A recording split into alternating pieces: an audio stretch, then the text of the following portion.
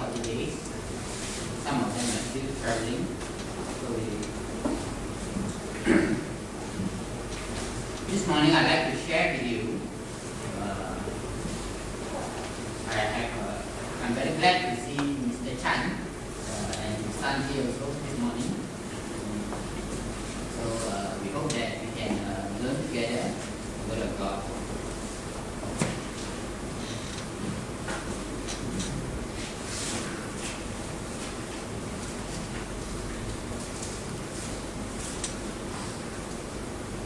I would like to touch a topic this morning on the doctrine. It's a doctrine of infant baptism.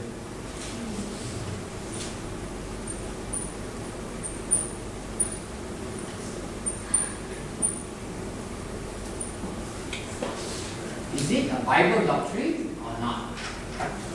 It is very widespread in the Christian world, in the Christendom, in the denomination world.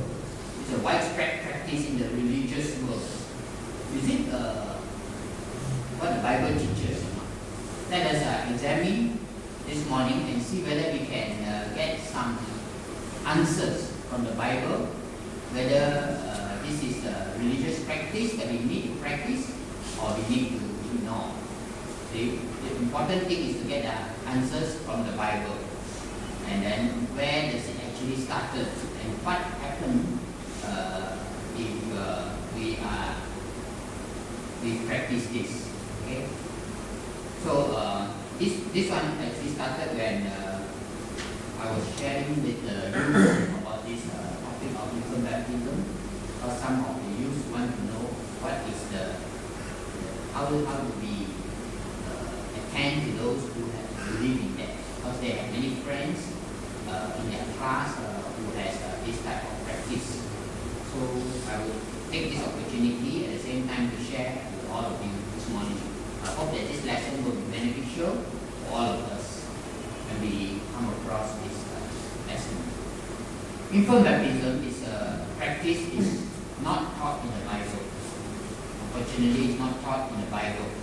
It has its beginning many years after the written Word of God was given. The first writer in the church history was Origen to teach the doctrine of infant baptism. And because of this doctrine, even the Catholic Church, which was established in the 1600s, the practice was adopted there. They have a division.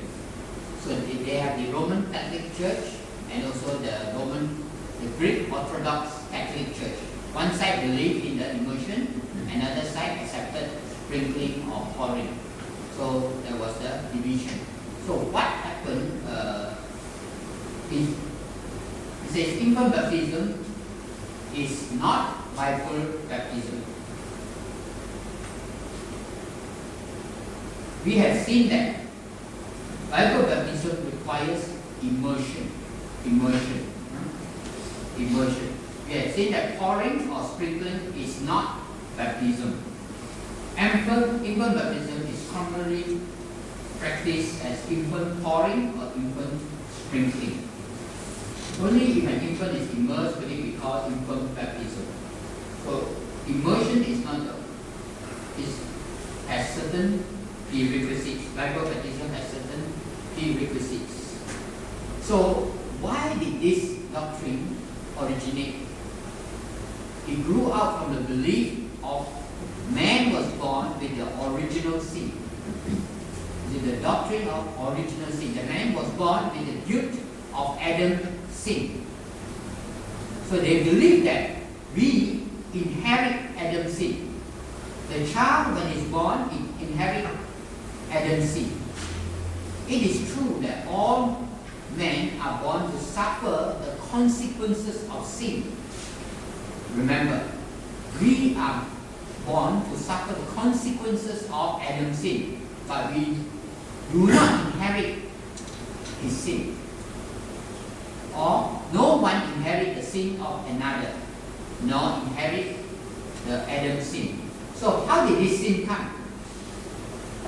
when we break the law. Sin is defined as transgression of the law. That's the 1 John 3. Each one sins when he breaks the law. So everyone who practices sin, chapter 3, verse 4, 1 John 3.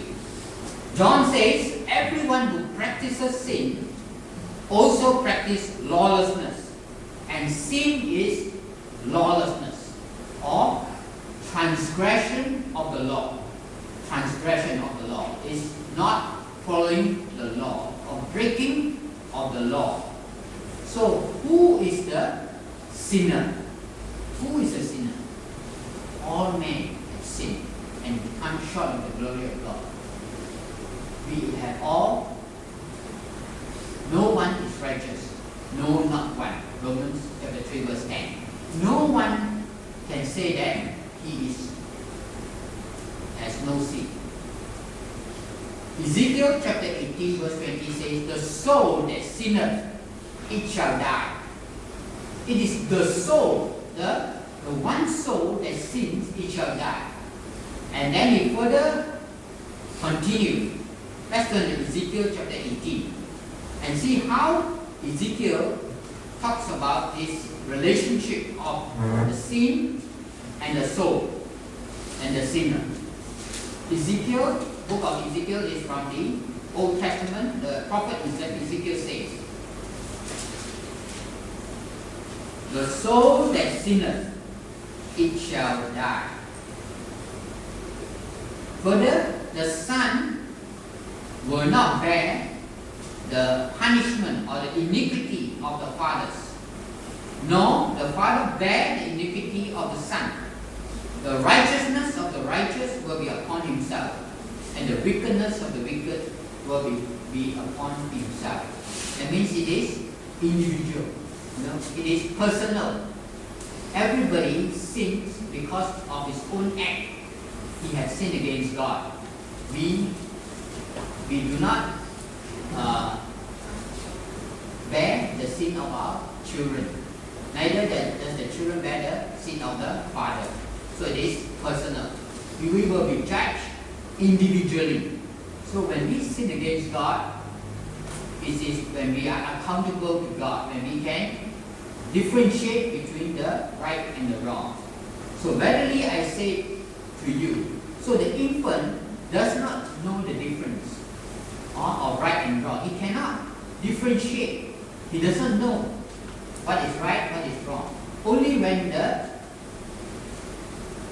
person knows the difference, when he can differentiate, or he knows what is right, what is wrong, the moral right, moral wrong, then he has the obligation to obey the gospel. That means he becomes able to sin. That means he needs salvation. Jesus says, verily, verily, I say unto you, except ye be converted and become like little children, you shall not enter into the kingdom of heaven. Why did he say that?